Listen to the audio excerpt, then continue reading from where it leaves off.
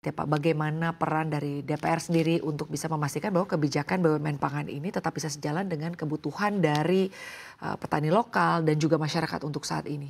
Ya,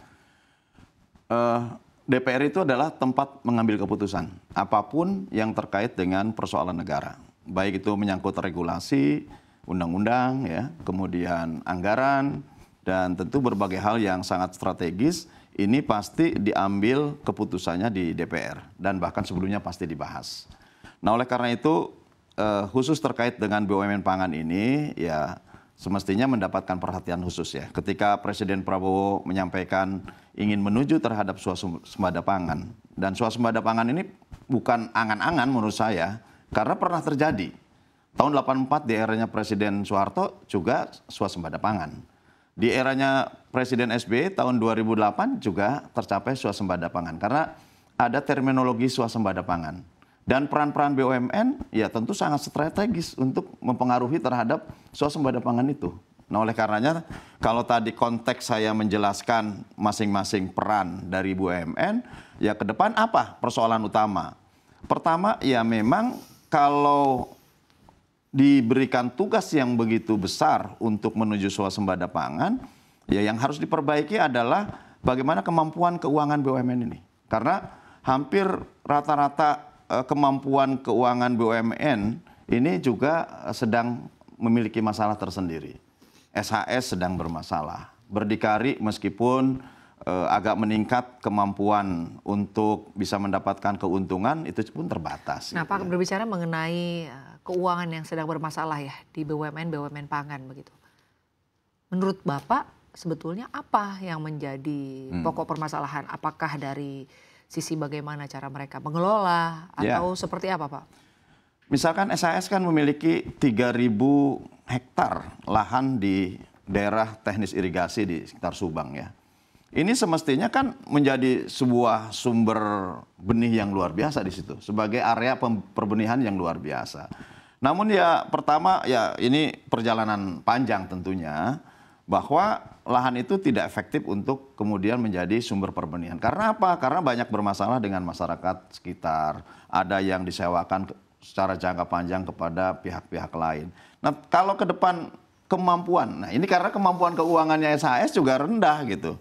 Oleh karena itu, berulang kali saya juga dalam pembahasan dengan Pak Erik di Komisi 6 selalu menyampaikan, ayo dong, jangan kita mendukung terus dengan penyertaan modal negara. Jadi kalau di DPR sebetulnya yang paling memungkinkan untuk bisa meningkatkan manajemen keuangan lebih baik, yaitu melalui penyertaan modal negara. Ya. Jangan kita ada kasus Jiwasraya yang fraudnya sampai 35 triliun, kita bisa memberikan PNM 22 triliun gitu. Nah, kenapa kemudian tidak berikan kepada BUMN pangan? BUMN pangan ini kalau kalau dikasih saja penyertaan modal negara 10 triliun, ini larinya sudah kenceng gitu. Nah, oleh karena itu ini harus harus dievaluasi, dan saya kira ke depan sejalan dengan target swasembada pangan, semestinya penyertaan modal negara juga memiliki afirmatif terhadap BUMN yang bergerak di bidang pangan. Nah, kalau misalkan diberikan tugas dihitung ya, karena harus dihitung dulu, nggak bisa kita asal nyemplung nanti malah bermasalah kembali gitu. Dihitung dulu berapa sesungguhnya atau tugas pokok dan fungsi apa yang akan dibebankan kepada SAS. Dihitung berapa kalau misalkan penugasannya adalah untuk menyediakan perbenihan, berapa kebutuhan benih secara nasional. Nah, kalau kebutuhan benih secara nasional berapa existing, yang sekarang ada berapa kekurangannya, itu yang akan dipenuhi oleh BUMN ini. Peran DPR mengawasi atau mendukung ya BUMN pangan untuk tetap bisa menjaga stabilitas harga pangan, Pak, di masyarakat untuk saat ini. Ya. Seperti apa? Ya, pertama tentu memang kita harus menjaga, pertama ya, ini harus ada kepastian usaha. Kepastian usaha. Jadi kalau dia harus usaha beras itu harus ada yang menggaransi gitu. Yang menggaransi siapa? Ya institusi negara lah. Karena ini urusannya dengan petani gitu. Nah, yang kedua ya kepastian harga. Jangan sampai orang atau para petani memproduksi harga dengan sangat tinggi, tiba-tiba jual dengan sangat rendah. Kan begitu.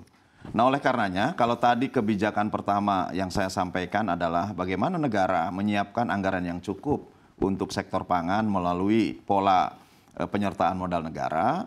Ya tentu yang kedua adalah bagaimana negara juga memberikan affirmative regulation gitu ya. Regulasi yang lebih berpihak kepada para produsen, para petani khususnya. Misalkan bagaimana regulasi untuk memenuhi terhadap kebutuhan pupuk. Ya kalau RDKK-nya 13 juta, pupuknya hanya disiapkan 9,55 juta, ya nggak cukup. Nah ini harus dibicarakan, tentu banyak opsi ya, tidak harus kemudian kita menambah terus subsidi, tapi masih banyak opsi yang bisa dibicarakan ya. Dulu saya pernah menjadi ketua panja pupuk, jadi banyak opsi. Selain kemudian kita menambah subsidi, juga bisa meningkatkan harga jual yang masih terjangkau oleh para petani. Nah kalau harga jual ditingkatkan berarti kuantumnya juga akan meningkat. Berarti banyak petani yang terlayani. Kalau banyak petani yang terlayani, berarti banyak petani juga yang produktivitas hasilnya meningkat. Ya. Nah ini. Nah yang kedua regulasi itu adalah tadi ke Bulog gitu ya. Nah kalau Bulognya yang dulu dia memiliki kemampuan manajerial baik dari sisi finansial maupun operasional, dengan kemampuan mereka untuk diberikan tugas ya penugasan sebagai buffer stok nasional yang 1,7 juta itu melalui Raskin, ini kan menjadi amunisi gitu, menjadi kekuatan bagaimana Bulog memberikan kepastian harga dan usaha kepada para petani gitu. Dikala harga atau dikala panen raya kan biasanya harga jatuh. Nah karena Bulog diberikan penugasan oleh pemerintah membelinya berikutnya setelah harga kembali normal, maka bisa membeli pada harga rata-rata normal.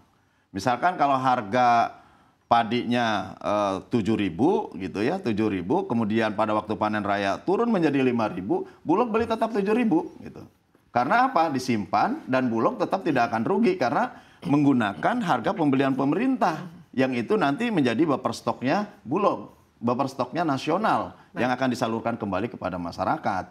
Nah ini harus dijalankan kembali. Kalau ini bisa dijalankan kembali, ya ini menjadi kepastian usaha dan kepastian harga bagi para petani. Nah yang kedua yang bisa dilakukan adalah dengan bagaimana kemudahan-kemudahan atau program-program yang disiapkan oleh BUMN. Misalkan sekarang sudah ada program makmur yang dilakukan oleh Pupuk Indonesia. Namun kan skalanya masih kecil. Ya. Nah, karena skala masih kecil sehingga jangkauannya juga masih kecil. Nah, makmur ini kan memberikan pinjaman dulu kepada para petani atau memberikan pupuk dulu kepada petani, baru nanti dibayar kala panen. Ini dikelola oleh kelompok tani di sana. Ini juga bisa dilakukan dan diperluas, diperbesar. Yang ketiga, permodalan KUR yang ini memang disalurkan melalui Bank Himbara. Saya kira pintunya harus dibuka lebih lebar lagi supaya para petani nggak takut masuk bank gitu ya. Lagi-lagi soal pendanaan ya Pak ya. Pendanaan,